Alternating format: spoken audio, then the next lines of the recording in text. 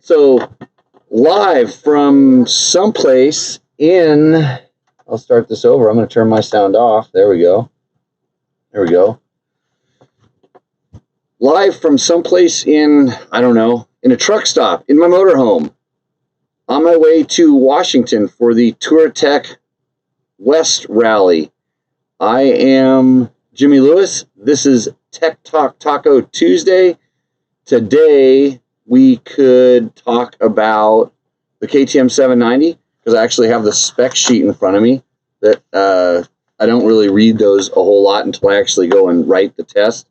And there was a few other questions that popped up that I'm going to sort out, but we'll see how that goes because I don't have a whole lot of connectivity here. I'm running straight off of whatever I'm at, truck stops, right? So everything changes. I will scroll over to this other page here and figure out how to get the other questions back from earlier today. Like this and like this. And then I'll see how that works. Yeah, this is a home away from home. It's during the summer months because it's a little bit too hot to be riding down in Pahrump. I tend to hit the road and go on tour. I wasn't necessarily going to try to pull this off tonight, but you got to try somehow or another. And I'm going to get down to that post that I can't get to yet. So I remember some of the questions. Yeah, Red Bull podium hat. You got to look at it a little bit close there, Mitch. So Chris Smith has a question. What is the difference between the pre-production 790 and the one that I rode? That's a good question. I will get into that a little bit later when I start talking about the stuff. But essentially the one I rode was very similar, if not completely the same. And I just didn't think that bike was for a number of reasons. But after riding the stock one, I'm absolutely positive that it is. So, or it was close. It was close as a pre-production is. And there's a... See, we rode both the 790 Adventure R and the standard 790 Adventure S, and then we had a second 790 Adventure R along with us that belonged to Chris Parker from Rottweiler Performance. He got his to develop parts and stuff on, and he had it out, so we kind of had another one to compare stuff to, and then we were able to bounce back and forth and talk about kind of the different, what, especially between the R and the S, what the differences were. So I'll just dive right into it. So basically, it's a really good bike.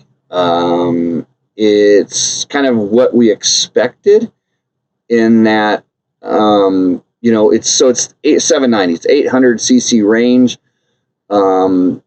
It's got it's like a smaller adventure bike, and the trend lately has been going, or I think it's switched now, but for a while it was just going bigger, better, more powerful, and everybody kind of forgot about, hey, people really want to ride these things off-road. Now there are plenty of people that are taking their 1290s and riding them around off-road. The kind of the 1190, if you think about the kind of the where KTM is positioned and how they did stuff, they started with 950 and 990, and that was modeled after the factory Dakar rally bike. It's, as far as an adventure bike goes, it's about as close to a real rally bike as you would ever get. But it wasn't like the factory rally bike. I had ridden that bike as well, so I was aware that there were quite a bit of differences, especially in the chassis and the suspension side of things. And then they went 950, they went to 990, went 990, came fuel injection, and that had a little bit of a run. Then they introduced the 1190, which was kind of strange in KTM world, because with their mantra, ready to race, everything had been based off in some way, shape, or form of a race bike. And around that time, they started building bikes that didn't necessarily have a racing heritage. these motors didn't come out of really race bikes. So that was a little bit of a departure, and then they were focusing more on, okay, what is an adventure bike? Is this something that people want to tour around the world on or go on long distance rides? So they focused a little bit more on comfort, but they kept kind of the KTM edge, which was, let's make it aggressive. And so when you compared it to bikes like BMWs, it was always had a little bit of a harder edge.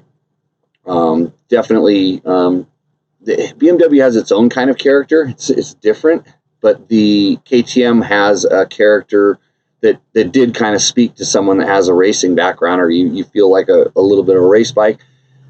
The next iteration was to break the 1190 into 1090 and 1290, and all of a sudden now there's a departure. Although both of those bikes on the aggressive side both got better at being off-road bikes, they went back to having a actual true PDS shock. And then with the shock being better, the what you could do with it off-road, it kind of got a lot better. But there was still all the people that were saying, well, hey, my 950 or my 990 is a better off-road package. And that's kind of debatable. I still have a 950, so I'm fond of that bike. Mine's one of the very early ones. It's actually the first one that came into the States, and back then it was called the S, which meant it was the long travel one, which is backwards of the way things are now. So they act different, and when you're riding the old 950, it actually somehow it looks smaller, like in a certain way. It's not as wide up top. It seems like it's a little narrower kind of up top, but then it's kind of all about the shapes and everything. I feel like that bike was a little more nimble than, for sure, the 1190 and definitely the 1290, but then the 1090 was in between there. So it was time to make something smaller, and that's what they did. They've always had the 690. I've never personally been a fan of that because I always thought that bike was a little kind of confused at what its purpose was. Street going single. It has a really good motor, suspension. The chassis looks kind of like the rally bike chassis, but it sure doesn't have the rally bike type suspension on it. All the weight's up high and in the back. So for me, I never really got along with that particular bike. And then, so now 790 is back in the twin cylinder range. So you have that nice, smooth twin cylinder pull and character, and, the ability of, the bike to put out more torque, a smoother torque, especially at low RPMs, and then have the ability to rev and make a lot of power. And obviously this bike does that. It actually accomplishes is on both ends. And when you compare it to its normal, what you'd say it's probably its normal competition, that would be probably the BMW 800 or 850 now. And the KTM actually starts out smoother, doesn't want to rev up so quickly right off the bottom. It actually, when it builds and doesn't want to spin. And then as the power goes up, it's so buttery smooth and doesn't vibrate and didn't do anything for the first, as far as anything crazy, you're building power from, about the 2000 RPM where you would really torque it down to, all the way up to 4,000, 4,500. And then it starts to ramp up, and it gets very, very progressive, very quick, with the power all the way up to, I don't know where the rev cut exactly was, because the whole screen kind of blanks and flashes at you and stuff, but it's 9,000, 9.5, 10, who knows. But by that time, that thing's making a lot of power. It feels like it's making more power. Frankly, it feels like it's making as much power as the 1090, definitely more power than the 950 or the 990 was, and it's too much for the rear tire to handle. Let's put it that way. It's going to be spinning. Like, even on the street, it feels like when you really get it revved up and you're at peak RPM, it feels like it really wants to spin the tire when it has a knobby type tire on the bike. So power-wise, they've done really good. it's a cable activated clutch, which is also kind of a departure for KTM. And we really didn't have any complaints with that. In fact, it almost had to be pointed out to me. I mean, I knew it was a cable activated clutch. I looked at it. I'm like, it just something seemed funny up there looking at a cable adjuster. Maybe not the absolute precision that the hydraulic clutch typically has, but I didn't have any problems with it. And over the course of the day, you know, we stalled a couple times when we were turning around and doing photo shoots and things like that, but nothing out of the ordinary, nothing to draw attention to it. And if you were just doing normal adventure riding, which other than doing the photos, that's what we were doing, it was fine. Transmission ratios seems like they're spot on. They nailed it. I didn't feel the need to want to gear it up or down, even for doing really slow technical stuff, and that a lot of times can be a problem. For, you know, adventure bikes, usually first gear tends to be a little bit tall. I didn't see that. And so engine package really good. And the other thing that's cool about that bike is it doesn't seem like it gains that much weight when the RPMs come up. Sometimes, like, I know that's definitely the case with the BMW 800, and I don't know the 850 that well, but that bike, it's got a good motor. It makes good power. Not very good for really technical stuff. But when you start revving that motor, that bike becomes very heavy. Some people like that because that lends to stability. But when you're talking about handling and maneuverability, I noticed that this bike, when you're kind of like sliding it, we were goofing around, sliding the bike around turns, and it still stayed very nimble and agile. So moving on to kind of the handling. Yeah, of course, someone goes straight to what's the top speed. we had no place to find the top speed. We weren't near any dry lake beds or anything like that, but I definitely got it up to 100 miles an hour, someplace on some road. So it pulled right up to that. I mean, it was still accelerating. So let me go back. I'm going to scroll down here to the other questions. Here, I found it right here. Good. So wow, somebody loaded it. Eric Hall loaded us up with plenty of questions. So let's do the 20 comments here. Show me the 20 comments. I love Facebook. You are making my life easy. Okay, here we go. So anyways, on to the chassis and the handling. It's a compact bike. You know, it seems like they've done a really good job of putting the weight down as low as possible while still keeping really good ground clearance. The seat height feels really low, especially on the standard version. The S version was like, it's got a really low seat. We actually put it in the higher position, and one of the differences between the two bikes is the R has a single seat that also has it did have two positions. I think we raised that thing up as well. Yes, we did. I don't like low seats on adventure bikes because my legs get folded up. So the whole thing actually made it so that the chassis was quite compact. It had the standard pegs on it, which I would prefer a little bit wider pegs, but you can put the rally pegs or wider pegs on it, which would make the bike even more nimble, I'm sure. And then the top triple clamp is also adjustable. Ours was in the standard position, and I didn't really feel the need to move it on the standard one. On the S, it seemed like our bars might have been rolled back, and just with that seat being lower and everything, it felt just a tad bit cramped, especially when you were standing. But it feels really small, and the biggest thing, it's like it feels 100 pounds lighter. I rode my 1090 the other day when I got home. I went and rode my 1090 around just to check, because I'm like going, it feels way lighter than 1090. It definitely feels lighter than the 1090, and I do some stuff to my 1090 to make it act lighter, like the smaller rims and slightly smaller tires. So I was pretty impressed with the weight feel difference. And you can feel the power difference, especially kind of like the tug kind of at the bottom, the torque at the bottom. You got to use a little bit more of RPM with the 790, but it's not enough to bother you.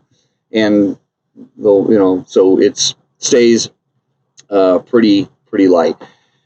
And then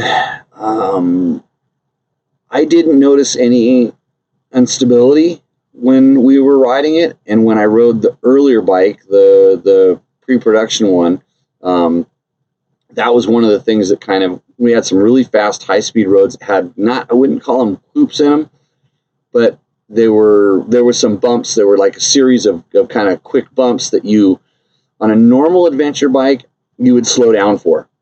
And on this bike, right away, it's confidence inspiring enough where you didn't feel the need to slow down. But if you were kind of accelerating across them lightly, the front end had a tendency to dance. And it was more the rider input, just kind of showing you were a little bit out of balance, causing the front wheel to dance. And that led me on to the next thing that we talked about. But this whole ride we did the other day, last week, I never noticed it being unstable one bit. But the very first time I rode the pre-production bike, and also right away when we rode away on this bike, I noticed that the suspension is initially very, very stiff. It's so stiff that when I rode it the first time, because the first time I didn't ride 10 miles of pavement to get to the dirt, we just took off, went out of where we parked, and we were on a washboardy dirt road, and that bike is dancing around, and it was like riding a motocross bike off-road, that stiff. And I said right away, is this the way it's going to come? And yes, that's the way it comes. And then they were like, maybe this one's set up differently. Maybe this one, is a pre-production or something. So maybe it's different. We've checked the clickers. Everything was good. That's how stiff it was. And what I was doing on that particular bike was helping develop the WP kit suspension that is an option for this bike through the hard parts catalog. And generally, when you're on an adventure bike and you're going to develop something that's going to be, quote, race spec or high end, you're working on, especially on an adventure bike, you're working on bottoming resistance and, stiffening it up. Not on this bike. not one bit. In fact, so right away when I got it, I said, is this normal? And then went out and started riding it. Then I started riding it hard enough to try to bottom it out because I wanted to find out where the limit was. So I was doing little jumps, hitting ditches, bumping into things that I shouldn't be bumping into, to the level that, okay, I'm going to bend the rims if I hit anything harder, and I still didn't get the bike to bottom out. So right away he came back and said, well, that's something that you don't have to improve. We need to work on initial flushness and initial bump compliance. So that's pretty much what we spent our time working on. And they were always kind of scared to make it a little bit softer because of when you start making things softer, they get wallowy, the bike starts feeling heavier, and then you can actually add instability. You get some yaw on the bike, so when you accelerate, it kind of gets light, and usually when they rock back, they tend to get more stable because they get low, but sometimes on a heavier bike, it causes the front end to deflect a little bit. And then when you go to decelerate, if it's soft, same thing, front end goes down. And so, but we didn't really have too much of a problem with that. We kind of kept it on the stiffer side. We didn't go to like adventure spec in the whole thing, but that's what we were playing with most of the time. That's what all the testing and tuning was, to try to get that kind of proper ride. And that stuff was a little bit taller also. They had us, I'm pretty sure we rode on a stock height set and then a taller, slightly taller set. And so the whole thing was to try to keep the chassis behaving properly. And when I left it, and I'm not sure if that's the spec that they will be selling it with, but I was really, really happy with it. You got some of that. You didn't feel the ground so much like you do on the stock bike. And the other way to describe it is, if you ever ridden a sport bike, like a tracks, a sport bike that's kind of set up with an emphasis for track, and you're riding on the pavement and you hit, like potholes and, little ripples in the pavement, you feel it. It's uncomfortable. That's not where that bike was really, quote, designed to be ridden, even though that's where it's ridden. This is kind of the same thing. On road, you're feeling the road quite a bit. Like when you hit, on most bikes, if you hit like the bot dots, so the rumple strips and stuff on an adventure bike, it takes 30% of that feeling out. And this bike takes none of it out. stock.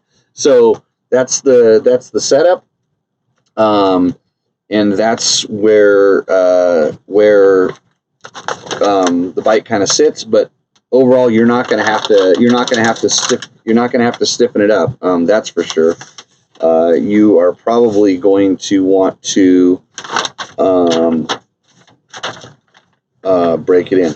Oh, I got two of the same thing. I wanted the spec sheet for the standard bike, but I ended up with the one for the R. So, and those forks are basically so the differences between the bikes. Probably the biggest is the suspension, and so the suspension on the R is the they call it the WP Explorer fork, and they call it an Apex Shock, and so and they call it balancing typical KTM performance with all-day riding comfort. I'm going to say the all-day riding comfort would not be high on the list, although it's not bad at all.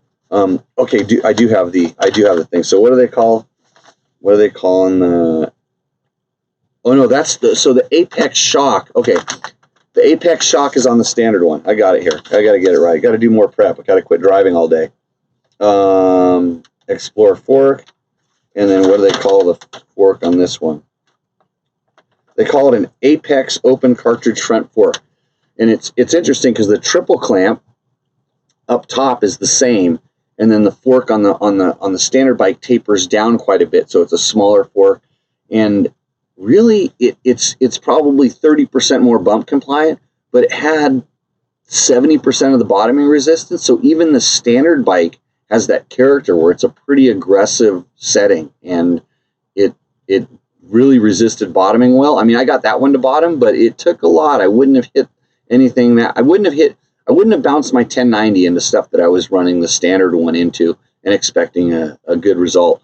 So on that side, that's probably the biggest change. The seat height gets lower because the suspension's a little bit lower. It has a different seat. The engines are identical between the two bikes. The R comes with the rally setting preset into it, so but you can upgrade your standard into having that rally mode in it if you like. So you can make the motors basically identical, and then tires are different, and that was huge. Anybody who doesn't know the tire, me and tires, it's like that's the only thing that's connecting you to the ground. That's where you're getting your traction, and they're fine when everything's going great. But the more round tires, they were better on the street. You could lay it over in a turn and really carve around a turn.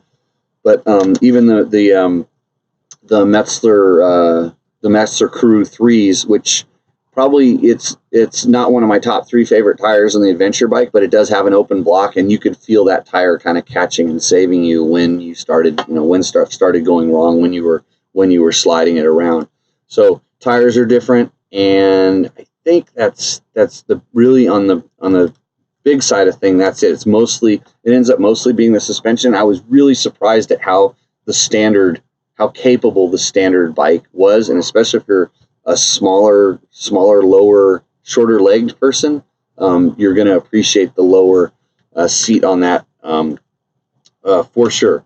So, okay, let's see if I was going to see if there's anything else that pops out on my thing here. But the wheel sizes are the same. It's got about a little less than an inch less ground clearance on the standard one. And the seat height ends up being, so the seat is adjustable basically almost an inch in height, and it says that the R does not have a adjustable seat, so maybe we didn't adjust it up. Maybe we only adjusted it on the small one. The tank is about 5.3 gallons, and we're averaging 50 miles of the gallon being dumb, like spinning tires and pushing it. So that right there is giving you some pretty good range, and the weight that they're claiming is 416 pounds.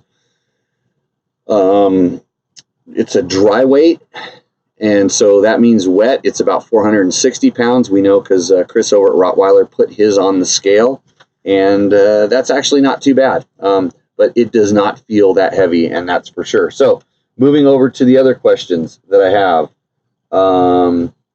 Let's see. I'm going to go to Eric Hall's question because there's like 6 questions. Cable clutch, thoughts. Talked about it earlier. It doesn't seem to be an issue.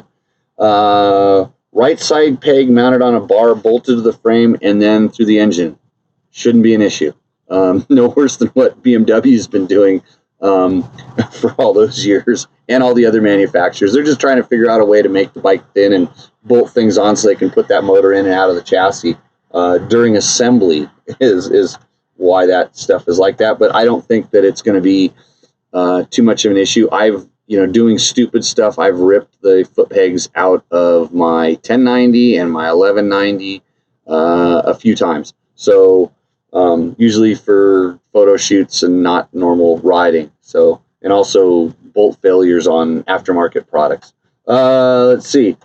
Airbox, good location. Yes, by the way. So the airbox is underneath the seat, not tucked underneath the gas tank. I didn't open it up, but I took a look at it and saw it. It looks like it's real easy to get there. And they do make it comes with a paper filter, and KTM makes an accessory foam air filter for people that are going to be riding in the dirt. Rear inner fender an issue for mud. I wouldn't know because we didn't ride in the mud. But any time you're dealing with, low fenders, that's an issue for mud. Period. With suspension better than expected. Yes, absolutely 100%, other than the initial bump compliance. I'm pretty sure that's something that the suspension tuners will be able to figure out how to tune quite easily. But I don't know, everything's going that direction. Even like the new EXCs are stiffer. And if you rode a EXC from 2011, compared it, or 12, which is still a newer version, and compared it to the 19s, you're going to go, man, that 19 is stiff. So I think it's just people are getting comfortable with that. And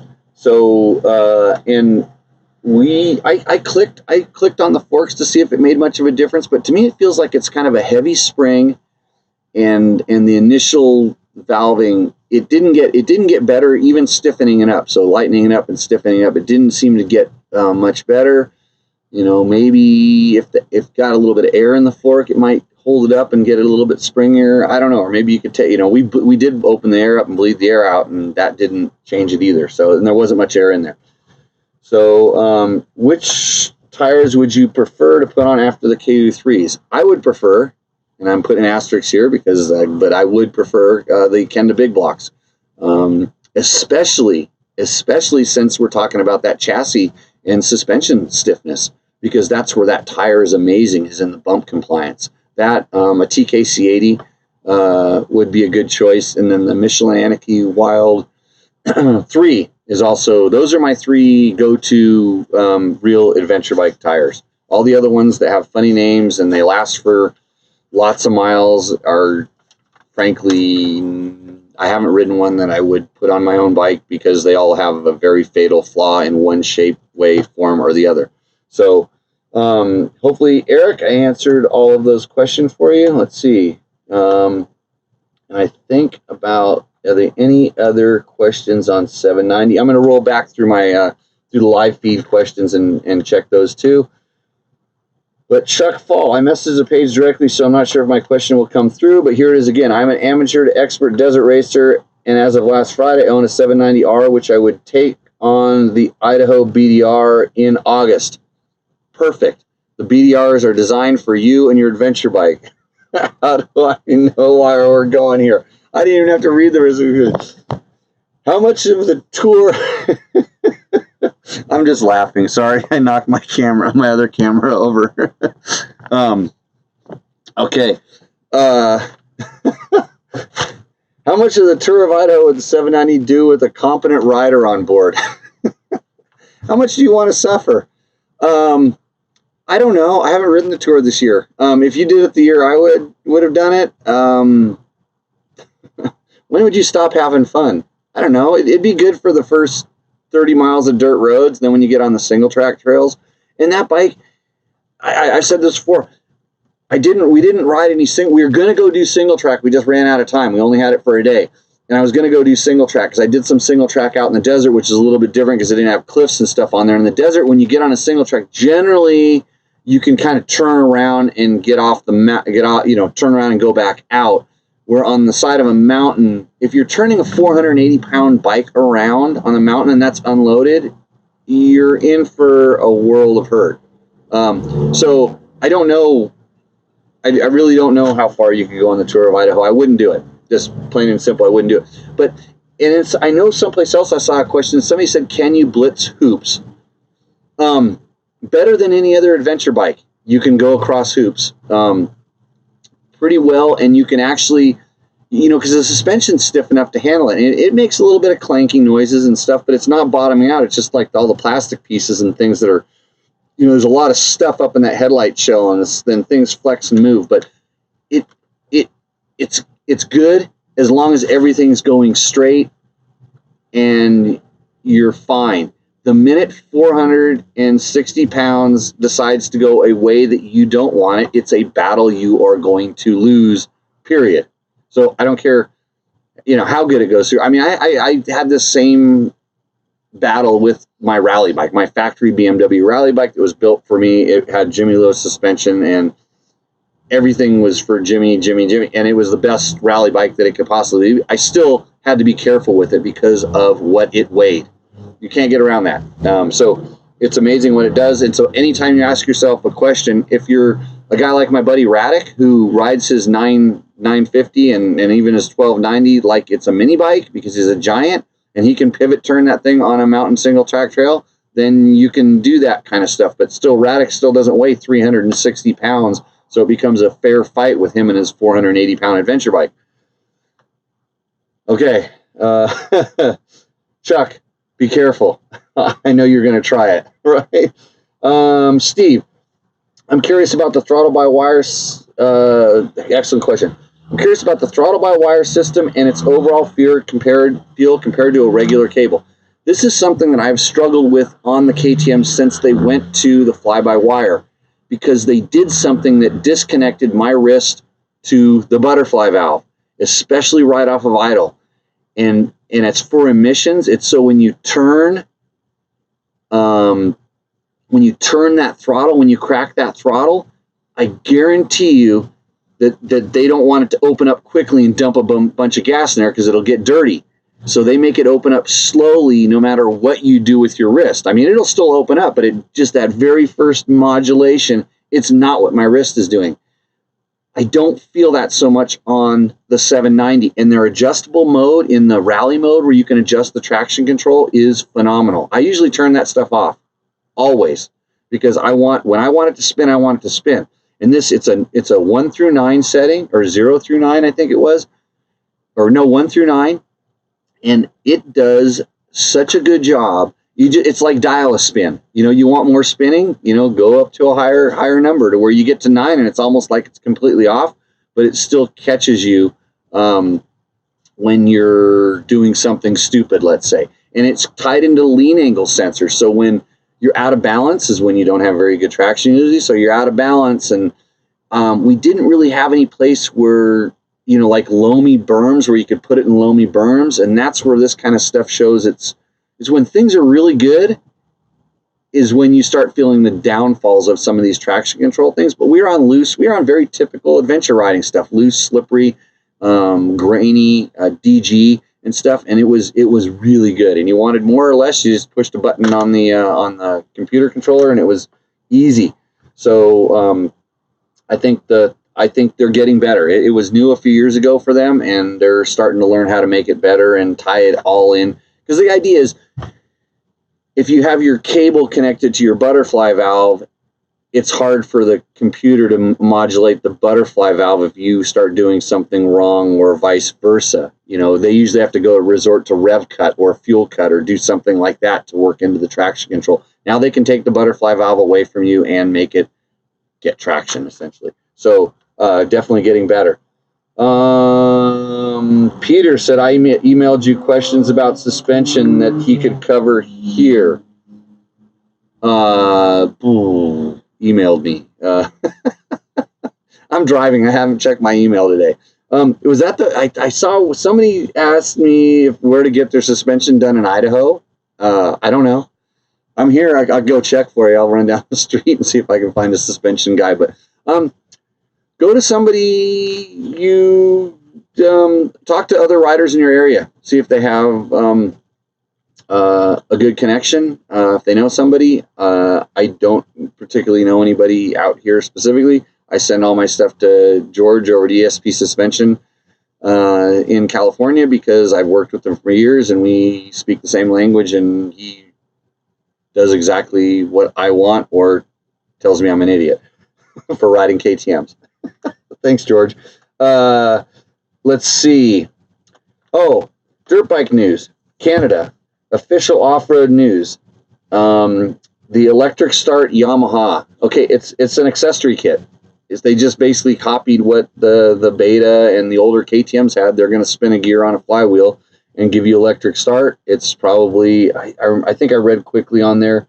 I didn't actually see what the cost was going to be, but that's awesome. Yamaha needs to do that, but why change a bike that sells so well and works so good, and it's doing great. So yeah, it's real, but I thought that was another clickbait story, but because Yamaha released all their information and there was no electric start in there.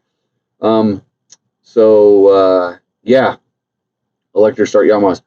How was the landing? Dual Sport Grandpas. Oh, you're talking about the picture I put up on the Facebook page for this thing. The landing was buttery. Yeah, you can ask the photographer.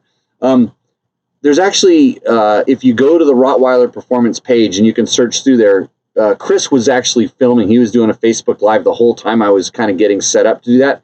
And what you can't see in that video is where I was landing. I was landing in a slot that was about, I'll give it 24 inches wide.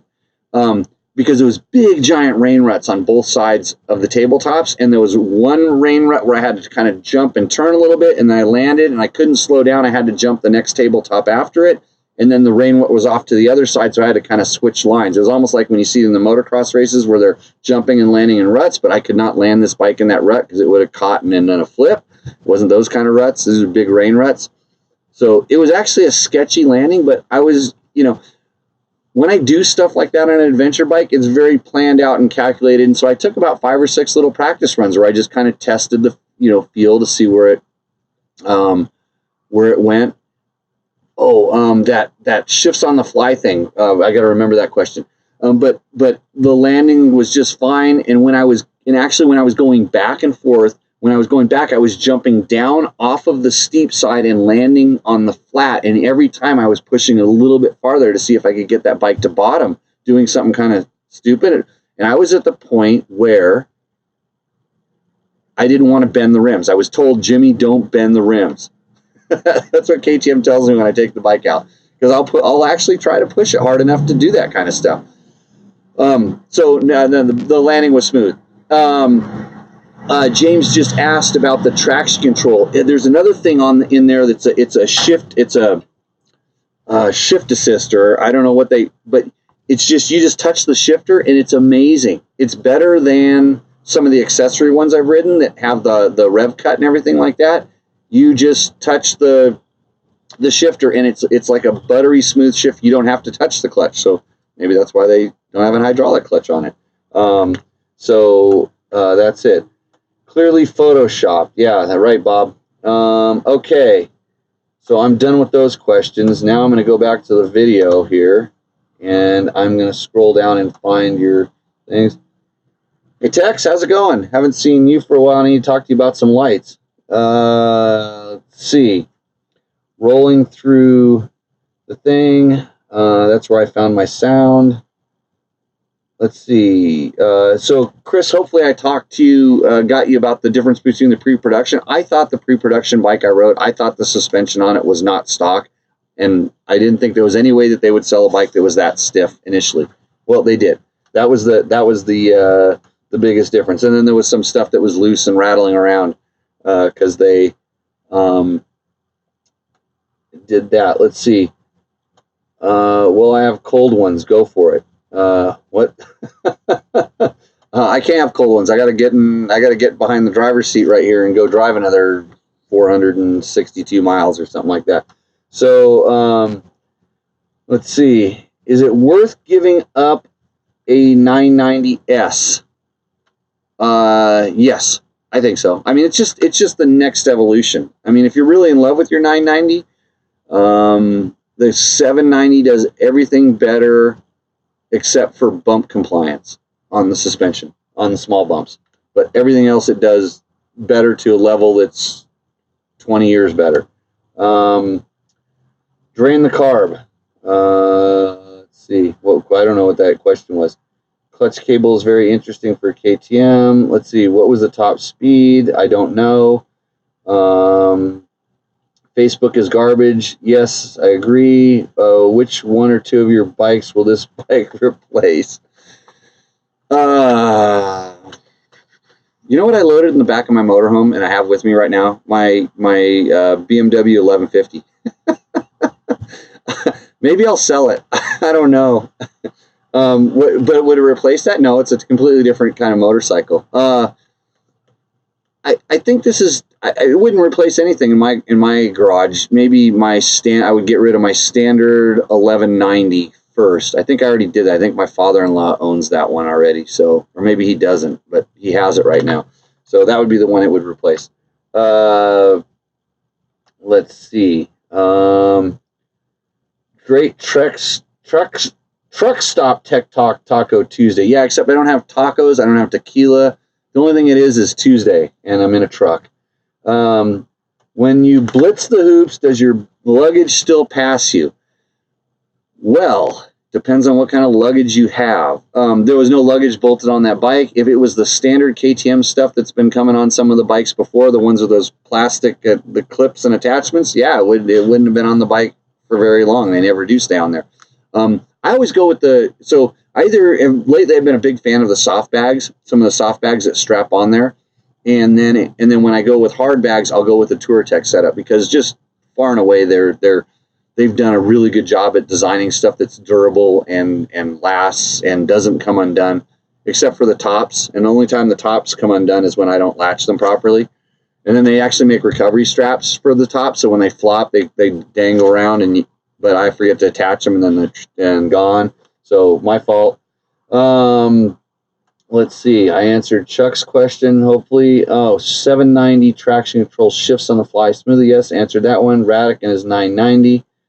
Yes, Radic tries to get me to go riding with him on big bikes, and I just don't do it because I'm not that good or strong. Let's see. Traction control. Can you switch it on the fly? Can you make it? Can you feel it switch on the seat? Okay. So can you turn it on and off on the fly? The traction control. You can actually adjust it on the fly. I know that for sure.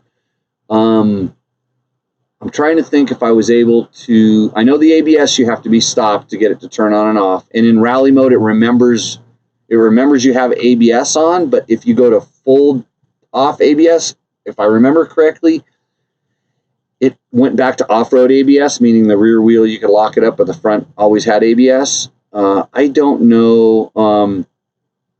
Let's see. But can you feel it? Yeah, you feel the traction control working. Absolutely. I mean, especially when you have it on the, I just kicked my camera again. When you have it on the, there we go, battery.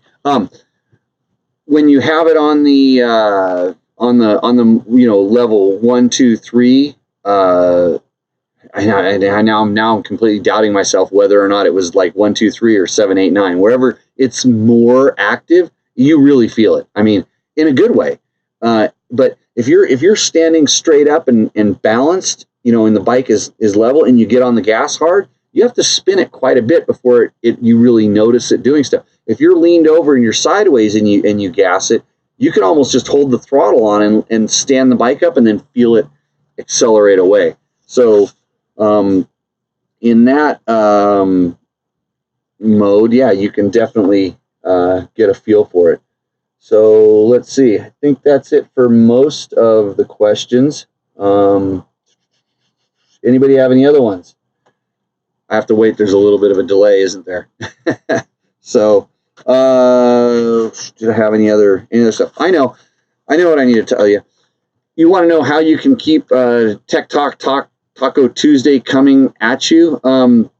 When you are on our website and you're looking at one of the stories that's in Fresh Dirt, check out our advertisers that are over there on the sidebar, and also down at the bottom of most of our stories, there's a link that will send you through Amazon. And so we're an Amazon affiliate. If you shop through that, click on through that, buy something through there, we get a little chunk. That puts a little bit of money in the coffers, and hopefully we can keep doing this, because that money isn't really, it's buying hopefully it'll buy a switchboard so that we can take phone calls. What do you think about that? Yeah, Tenere 700 is coming. I haven't ridden it. I don't know anything about it. It's going to be a tough one if anybody can do it, I think Yamaha can do it, as far as making something that'll compete with this thing. So, oh, Mark, you bought the tire gauge. Yeah, actually, somebody asked me where to get one of those the other day. I was actually using it, and somebody said, you got to go to Dirt Bike Test and figure it out. So, yeah, we actually put the link on a lot of our stories, like a lot of the old Tech Talk Taco Tuesdays. If you scroll down there, that helps us kind of keep this stuff going. We don't have a whole lot of advertising going on right now. It's something until we can guarantee that we're going to produce on this end. I'm not going to go out and shop around and promise people stuff that I can't deliver. It's at the moment, it's me and a half of another guy, basically, maybe sometimes putting up stories, and by half, between me and Trevor and Scott, that's about it lately. So I would like to make this more of a full-time gig. I'm turning down intros left and right. I mean, we could be riding brand new 2020 motocross bikes right now, but yeah, that's not happening. So I'm actually going up to make a living by doing schools up at the Tour Tech Rally. So yeah, support Dirt Bike Test. Really, at this point in our life, you can just tell more people about it, because our numbers they're strong. I mean, the amount of live engagement we get here on the Facebook video is good, but the overall things, when they start looking at how many people, the 300, 400 people that are looking at it on YouTube, that's not enough to bend an advertiser's head or ear or get them to open their wallet, because they probably already talked to you in some other channels or mediums. We've got to grow those numbers. So share this stuff with your friends. Let them know that we're out here trying to do this. Like I say, and if it grows, then we can do something about it. I need interns. So send me kids that have nothing to do during the summer that want to ride dirt bikes and learn how to edit video and shoot video and produce podcasts, and somebody that can work on the back end of a website that understands WordPress and that kind of stuff. So that's what we need help with. Okay. Yeah, I'm glad it was spot on. Mine was spot on too. That's the way those things are supposed to be. And the best thing about like something you buy on Amazon, just send it back. It doesn't work. So, okay. I think I'm gonna start wrapping this up. I'm trying to remember if there's any other questions. Like I said, poor show prep, but then again, someone has to go driving. I want to thank everybody for joining us live in my motorhome. I even got a dust bunny sitting in a Yamaha hat. Oh, wait, I'll be right back with this. I got my bunny here. So I did have a co-host this whole show. So, anyways, from the road, I will see you guys out on the trail. Cheers.